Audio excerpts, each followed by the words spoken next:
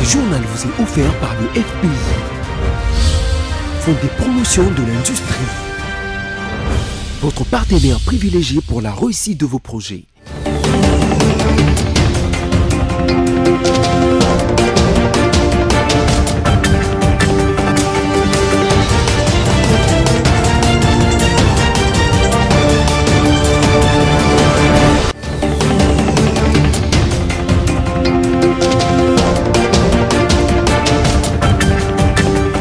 Intense activité ce jeudi au Palais de la Nation. Le chef de l'État, Félix Tshisekedi, a accepté les lettres de créance de 7 nouveaux ambassadeurs accrédités en République démocratique du Congo.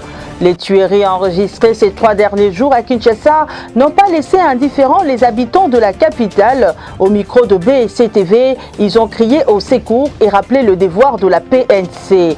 En sport, la liste de joueurs présélectionnés par Christian Sengi Biembe pour le compte des Léopards A en prévision de match RDC Gabon et RDC Gambie pour les éliminatoires CAN 2021 est connue. Partageons ensemble ces bonnes minutes de l'info sur BSC TV. Comme nous l'avons signalé au sommaire, le chef de l'État Félix Tshisekedi Tshilombo a reçu ce jeudi au Palais de la Nation les lettres de créance de 7 nouveaux ambassadeurs accrédités en République démocratique du Congo. Il s'agit entre autres de l'ambassadeur extraordinaire et plénipotentiaire de la Suède, l'ambassadeur extraordinaire plénipotentiaire de la Suisse ainsi que celui de la Belgique. Josué Kalamba nous en parle.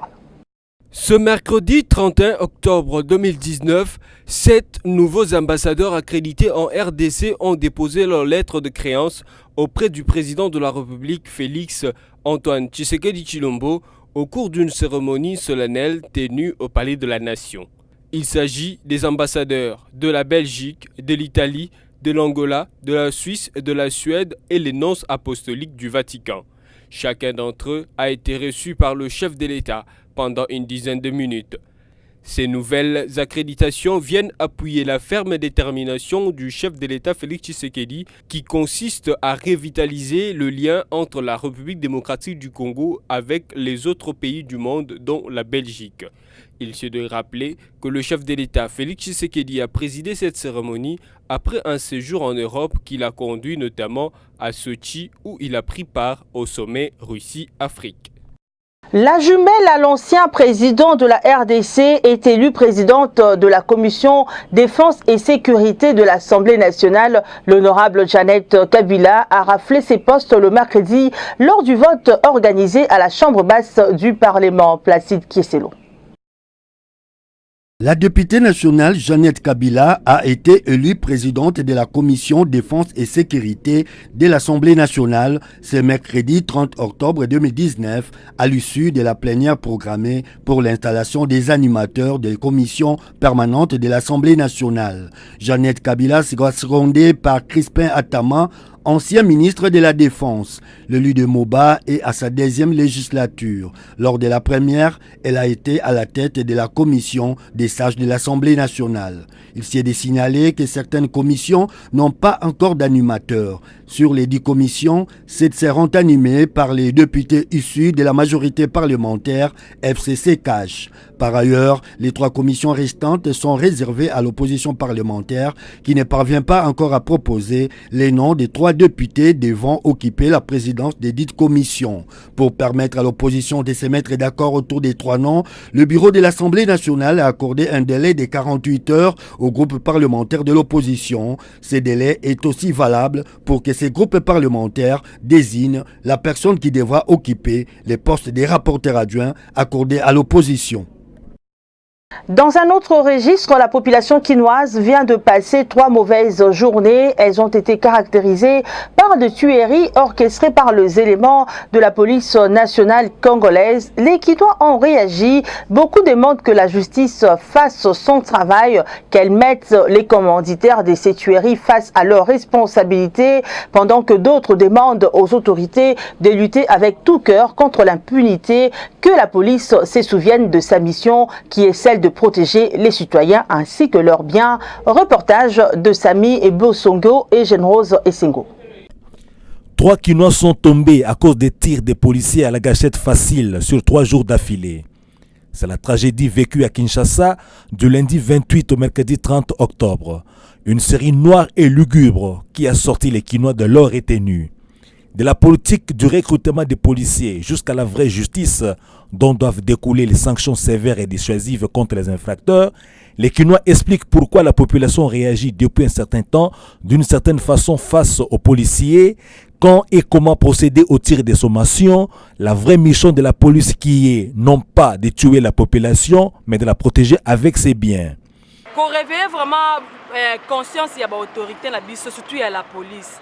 Bozo recruter, batuka bi recruter. Il est vrai, mais ça les a passés. On va dire qu'on a vu ce monsieur Mibali. À mon moyen, ça les a attaqués au Miboua Kamakuna. Mais il faut d'abord, pour la première des choses, il faut que yemoko alingi yango. Ozomona. Ezalelo omo mutalingi yango. Ezateke, botu na rabango pi ba question. Tant aye que non, j'ai besoin na kota ki policier. Bo posa bango question. Et là konini et tindie à kota la police. Les habits sont très importants. Mais on va retourner à bango te balokota bango ka boye moi formation mon ka ya mukie mutaye dena objectif na ya mabe pour na nuire population après vous pese ma formation à likolo après le vous pese mundu qui na ne lamba osani population so moni population liboso za ki soki policier aye population zongisi oyebi nini pour la nini ba population ba komi pe ko réagir. Les Kinois conseillent aux policiers d'appliquer la loi, donc la procédure judiciaire, face aux délinquants, plutôt que de tirer sur eux à bout portant, même s'ils ne sont pas des hors-la-loi dangereux. Les Kinois ont stigmatisé l'image des bourreaux que renvoient les policiers, tout en conseillant à la population d'adopter une attitude d'obéissance et d'humilité quand elle est interpellée par la police dans certains cas. Pourquoi déposer convocation, procédure judiciaire. Mais ce que c'est que en fraclant délit, où ils ont 5 il ne faut pas ganger directement. Mais au Gozoye, au Kwendanaye, c'est justice de Motekosala Mosanango. Et non, les policiers, puisque au Kéyo, je ne crois pas que ça a dossier pour passer autorisation au Gochumuntu, au Béti Massai directement. Ce qui est à ta aussi grave en déni. Ce que la police est Kangio. Go mikitisa to sa boko manda justice boko manda di boko samba boko sokoza na raison boko pese raison sokoza tort boko tort et non uruka moyen obisa lugula gangi obisa lugula justice yo moko uruka moyen bando kubunda na soda et surtout soda magabonto na soni et surtout sokoza na arme ako se perdre la gang malgré à violer à celle boulot comme il déjà perdre de vie. Ces drames méritent qu'on s'y penche avec tous les sérieux voulus afin que la part des responsabilités du peuple, de la police et des autorités soit dégagée, de sorte que les meilleures solutions de l'éviter soient trouvées et appliquées au plus vite. L'opposant Moïse Katumbi poursuit son safari à l'intérieur du pays. Il a atterri ce mercredi 30 octobre à Bukavu. Nous sommes au sud Kivu, devant des milliers de compatriotes. L'ancien gouverneur de l'ex-province du Katanga a appelé le gouvernement congolais à combattre les érosions qui dérangent les sud Kivu, comme précise Srine Soulampi. Moïse Katumbi Chapoué poursuit son périple à l'est de la RDC. Ce mercredi 30 octobre, l'ex-gouverneur du Grand Katanga a foulé le sol de la ville de Bukavu au sud Kivu, où il a appelé le gouvernement de la RDC à mettre en place de mécanismes pour sauver la ville de Bukavu en proie aux érosions meurtrières suite à l'écroulement des maisons. Prenant la parole devant des milliers de militants venus à son meeting à la place Major Vangu à Bukavu, a dit venir compatir avec les habitants de Bukavu, chef-lieu de la province du Sud Kivu, en sollicitant les secours du gouvernement en faveur de fils et filles de cette ville. Moïse Katumbi estime que la tâche première du Premier ministre est de débloquer l'argent pour sauver les vies de population. Après la province du Sud Kivu, le leader de Ensemble pour le changement a annoncé continuer son safari à Kindu, le chef-lieu de la province du Maniema, le 2 novembre 2019. Tout à fait autre chose dans ce journal, la synergie de missions d'observation citoyenne des élections, Symvocel en sigle, a formulé de recommandations pour les futures échéances électorales en RDC. Elle a appelé l'actuel chef de l'État Félix Tshisekedi à se démarquer de son prédécesseur en organisant les élections locales. Suivez. La synergie des missions d'observation citoyenne des élections CIMOCEL a formulé 18 recommandations pour les élections futures en République démocratique du Congo. Au nombre de ces recommandations, la CIMOCEL insiste sur la tenue des élections locales. Selon elle, la non-organisation de ces élections constitue une source de conflits entre les gouverneurs des provinces, majoritairement issus de la coalition pro-Kabila, et le vice-premier ministre de l'Intérieur, issu de la coalition présidentielle. Conséquence directe, les uns et les autres se disputent la désignation des maires et adjoints. Projetant l'avenir, Abraham Bishop Djamba, chef de la mission d'observation de la CIMOCEL, estime utile d'organiser un recensement qui permettrait de constituer un nouveau fichier électoral. Ces derniers se mettraient à jour automatiquement. Dans le même ordre d'idées, cette mission d'observation recommande aux parlementaires de réviser la Constitution en vue de revenir à la présidentielle à 2 tours, revoir les seuils de représentativité, trancher les cas de la machine à voter et aussi d'introduire une disposition légale qui pourrait contraindre la Commission électorale nationale indépendante à publier le résultat détaillé des élections. Et pour renforcer la crédibilité de la CENI, la synergie des missions d'observation citoyenne des élections a recommandé la réforme de la CENI. En santé, parlons de la campagne de vaccination contre les choléra lancée au Nord Kivu par le ministre de la Santé, le docteur Eteni Longondo. Cette campagne concerne 7 zones de santé de cette province, Srine Soulambi précise. Environ 830 000 personnes sont concernées par les 5 jours de campagne de vaccination contre le choléra dans cette zone de santé au Nord Kivu. Le lancement officiel de cette campagne de vaccination a eu lieu mercredi 30 octobre en présence du ministre congolais de la Santé, Eteni Longondo. Il s'agit de la 2e campagne de vaccination contre le choléra dans cette même province où 34 aires de zone de santé sont considérées comme à haut risque. Tous les enfants âgés d'au moins 1 an seront pris en charge par cette opération sanitaire. La province du Nord Kivu a enregistré depuis lors presque le quart du nombre de cas enregistrés dans les 4 provinces du Nord et Sud Kivu, le Tanganyika et le Olomami, soit un total de 4 836 avec 46 décès. D'après le ministre Eteni, grâce à l'implication du gouvernement, cette campagne apportera une solution durable. En outre, il a rassuré que les moyens mis à la disposition de cette riposte serviront non seulement à éradiquer le choléra, mais aussi la rougeole et la maladie à virus Ebola au Nord Kivu. Toujours dans la riposte contre des épidémies qui dévastent quelques provinces de la République démocratique du Congo, 29 927 enfants sont ciblés pour la vaccination anti-rougeole dans les zones de santé de Lwebo et de Djokupunda au Kasaï central. Cette activité de 5 jours concerne les enfants de 5 ans frappés par cette épidémie durant le mois de septembre et d'octobre 2019. Ainsi, grâce à l'implication des autorités congolaises et le soutien de plusieurs instances sanitaires, tant nationales qu'internationales, la riposte contre les épidémies du choléra, de la rougeole et d'Ebola aboutiront à leur éradication. Servons également les amoureux du ballon rond. Poursuite match de la 25e édition de la Lina Foot. Retrouvez dans ce reportage les résumés du match ayant mis Vita Club face aux Dauphins Noirs de Goma ainsi que de la rencontre FC Groupe Balzano AS Simba. Découvrez également, mesdames et messieurs, dans ce même élément, la liste de 30 joueurs présélectionnés par Christian Sengi Biembe en prévision de match RDC Gabon et RDC Gambie comptant pour les éliminatoires CAN Cameroun 2021. Sami Bosongo.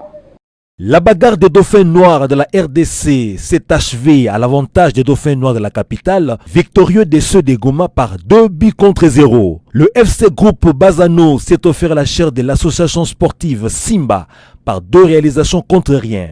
Bukavu Dawa et le RCK se sont neutralisés par un nul d'1 but pour chaque équipe. Tels sont les résultats des matchs de la 25e édition de la Lina Foot pour les rencontres livrées le mercredi 30 octobre sur différents stades des Congolais. L'association sportive Vita a enregistré sa deuxième victoire d'affilée, alors que le FC Groupe Bazano confirmait sa bonne forme à cette édition de la Vodacom Division 1. Dans le classement à l'issue de ces rencontres, le tout-puissant Mazembe reste leader avec 22 points après 8 matchs joués, le DSMP deuxième avec 17 points après 8 matchs joués, avec une différence de but de plus 11, qui le fait classer avant le FC Groupe Bazano, troisième, qui a le même nombre de matchs joués, les mêmes points, mais une différence de but plus petite, de plus 6. Par ailleurs, en prévision des 2 matchs que les Léopards A vont livrer dans le cadre des éliminatoires de la CAN Cameroun 2021, le sélectionneur national Christian Sengui a confectionné et publié depuis mercredi 30 octobre sa liste des 30 présélectionnés. Dans cette liste, l'on note de nouveaux venus parmi les Léopards A, comme le latéral droit du DCMP Mokoko Amale, des retours comme celui de Jonathan Bolingi Mpangi, mais aussi de recalés, dont Joe Issa Mampeko. Pas un seul international jouant dans les équipes africaines n'a été appelé. Sur les 30 présélectionnés, 4 seulement viennent des équipes engagées, dont la Lina Foot. Les Léopards jouent le 11 novembre à Kinshasa face au 11 national du Gabon et une semaine plus tard face à l'équipe nationale gambienne dans le pays des Yaya Jammeh. Complètement vidé de son contenu, ce journal est appelé à se refermer, mais avant de vous quitter, voici le rappel de titre. Intense activité ce jeudi au Palais de la Nation. Le chef de l'État, Félix Tshisekedi, a accepté les lettres de créance de 7 nouveaux ambassadeurs accrédités en République démocratique du Congo. Les tueries enregistrées ces 3 derniers jours à Kinshasa n'ont pas laissé indifférents les habitants de la capitale. Au micro de BSC-TV, ils ont crié au secours et rappelé le devoir de la PNC. En sport, la liste de joueurs présélectionnés par Christian Sengui Biembe pour le compte des Léopards A en prévision de match RDC Gabon et RDC Gambie pour les éliminatoires CAN 2021 est connue. Séparons-nous en beauté, mesdames, messieurs. Merci à vous tous d'avoir regardé ce journal de partout. Restez branchés sur BSC TV. Juste après moi, vous allez lire la presse parue ce jeudi 31 octobre 2019 en ligne. Suivez.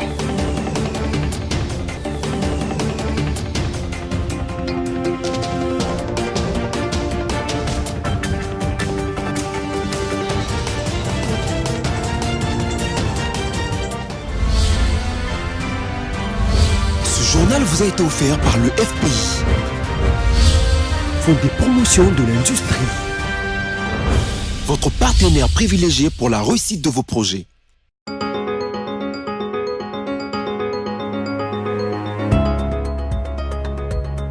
Très heureuse de vous informer également via cette revue de presse. Forum 2As titre retombé de son entretien avec les anciens gouverneurs de province. Ilunga Ilunkamba appelé à assurer l'effectivité de la caisse de péréquation.